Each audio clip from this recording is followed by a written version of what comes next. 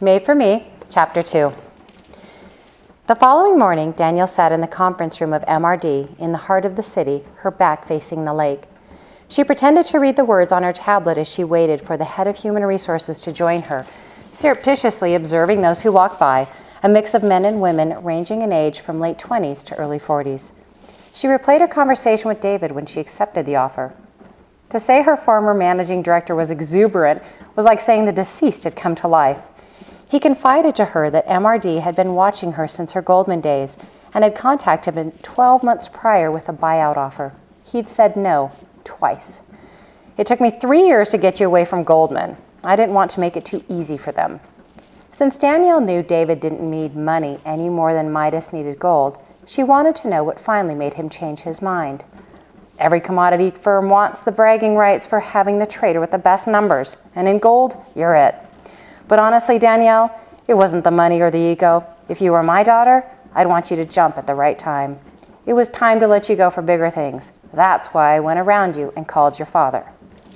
That day, he'd arranged for her to get on the phone with two of the partners at the new firm, her immediate boss, Ulrich Bodmer, the metals desk lead, and the managing director of the firm, Lars Eagle, pronounced like the bird. The paperwork was emailed over, and a day later, attorneys from both firms watched via Skype as Danielle signed her name on dozens of pages, covering poaching, persuading, pursuing, and maintaining any sort of professional contact with those for whom she'd made millions over the last few years.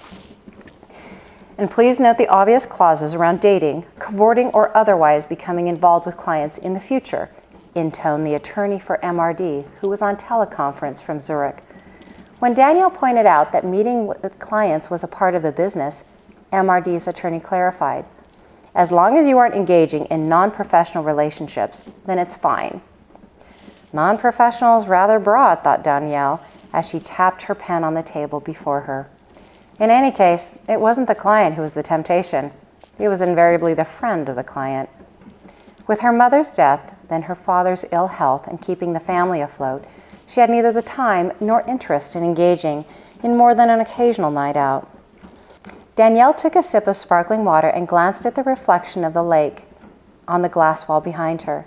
This morning, the water was as smooth as glass, but she had read that evening winds could change that almost instantly. It was going to be awesome to sail on that body of water, and the summer was just starting. Winds of change, she thought, recalling David's last bits of advice. Don't be impressed, he cautioned. No awe. Just keep your head down and beat the numbers. Kindness is not your friend until you prove yourself.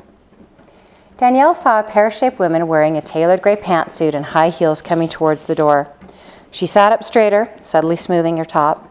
She'd chosen a blue pinstripe suit with a wide belt cinched at the waist and black Ferragamo heels, and had pulled her thick, shoulder-length, dark brown hair into a messy bun with one single curl hanging to her cheek.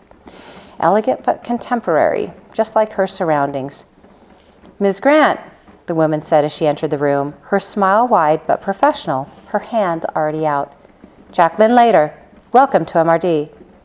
She engaged Danielle in a short discussion of her relocation, asking if she liked the penthouse she'd found for her and whether she had encountered any problems. Danielle assured the woman the process had gone as smooth as possible. Jacqueline then smiled, inviting her to bring her things. "I'll show you your office and then introduce you to the general partners." An office? Nice. She'd been in a bullpen at Russell's. Danielle was led through a labyrinth of glass corridors. The inner spaces were secretarial pools separated by light blue, eye-height cubicles, a combination of men and women who were occupied by their tasks. One by one, they looked up, acknowledging her presence before going back to their business. The outer rim of offices were occupied by traders and management. Danielle kept her face placid as Jacqueline unlocked the door to a large office equal in size to David's, boasting an unobstructed, floor-to-ceiling view of the lake. Jacqueline opened the wardrobe for coats, handbags, and other shoes. Danielle bit her tongue, thinking of her former boss. The mere notion of a trader with such an office would have made David's sphincter pinch tight. "Would it be possible to alter the position of the desk in credenza?" Danielle asked. She wanted her back to the window. The lake view would be there on the weekend. From the corner of her eye, she saw a tall figure approaching her door. "Miss Grant," he said, She recognized the voice. It was Ulrich Bodmer, the desk lead for metals. He was her boss, and to a degree, her competitor. She gripped his hand with strength. "You're already changing things around?" he asked good-naturedly.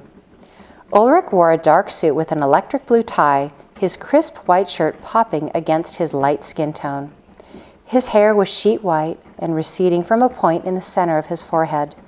His lips were thin and narrow, stretching into a wide horizontal band when he smiled, and his dark brown eyes were more youthful than his appearance implied. "I said it on the phone, but now that you're here in person, I'd like to express my gratitude you elected to join us." He made the statement as though there were no other place worthy of her skills and no better environment for a woman of her talents. Ulrich motioned for her to join him, and they walked down the hallway to a large office at the end, the sign on the glass noting Lars Eagle, Managing Director. Ulrich rang a buzzer located by the handle. A click indicated the door was unlocked, and Ulrich turned the knob. Danielle took a breath, pushed her shoulders back, and entered, feeling like the preceding 6 days were only a lead-up to this moment. "After you," Ulrich said.